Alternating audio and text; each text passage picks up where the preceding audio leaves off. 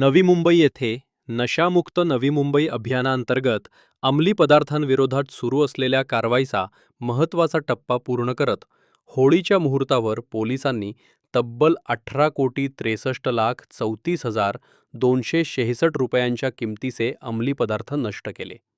हे अंमली पदार्थ 55 वेगवेगळ्या गुन्ह्यांमध्ये जप्त करण्यात आले होते. तळोजा येथील शासनमान्य मुंबई वेस्ट मॅनेजमेंट कंपनीमध्ये कायदेशीर प्रक्रिया पूर्ण करून या अंमली पदार्थांचा नाश करण्यात आला. मागील 3 वर्षात बेकायदेशीररित्या वास्तव्य करून अंमली पदार्थ विक्री करणाऱ्या परदेशी नागरिकांविरोधात विशेष मोहीम राबवण्यात आली. या कारवाईत 1,522 जणांना हद्दपार करण्यात आले. 111 जणांना ब्लॅकलिस्ट करण्यात आले. तसेच सक्रिय आरोपींविरुद्ध मकोका अंतर्गत कठोर कारवाई करण्यात आली आहे. दरम्यान पंजाब राज्यातून नवी मुंबईत येऊन ट्रक आणि रेल्वे मार्गे अंमली पदार्थांची वाहतूक करणाऱ्या टोळीचाही पर्दाफाश करण्यात आला.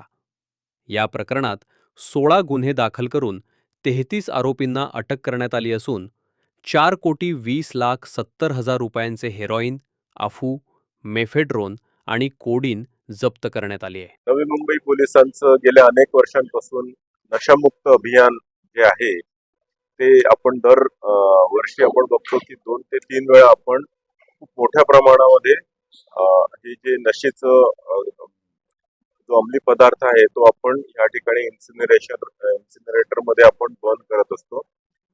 यावेळेलाही जवळजवळ 55 गुन्ह्यांमधील 18 कोटीच्या वर हा मुद्देमाल आपण या ठिकाणी इन्सिनरेटर मध्ये बर्न करतो आहे. ज्यामध्ये गांजा, हायड्रो गांजा, सर्वच प्रकारचे अंमली पदार्थ आहेत. गांजा, हायड्रो गांजा, एमडी, एमडीएमए, कोकेन, हेरोईन, सर्वच प्रकारचे नार्कोटिक्स हे मोठ्या प्रमाणात आहेत.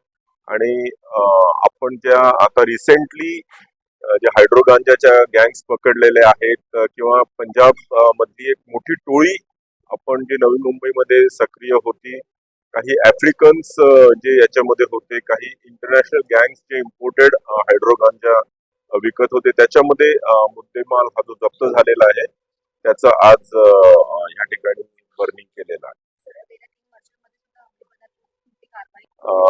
गेल्या 3 वर्षांपासून आपण याच्यामध्ये खूपच स्टेपअप केलेला आहे. नार्कोटिक्स विरोधी मोहिमेमध्ये मोठ्या सप्लायर्स पासून छोटे ड्रग पेडलर्स पासून कन्झम्पशन करणारे सुद्धा वेगवेगळ्या स्वरूपाचे वेगवेगळे ज्या टोळ्या या ठिकाणी ऑपरेट करत होत्या त्यांना आपण झिरो टॉलरन्स पॉलिसीच्या तहत या ठिकाणी सातत्याने आपल्या कारवाया झालेल्या आहेत आणि यापुढेही ह्या कारवाया चालू राहतील.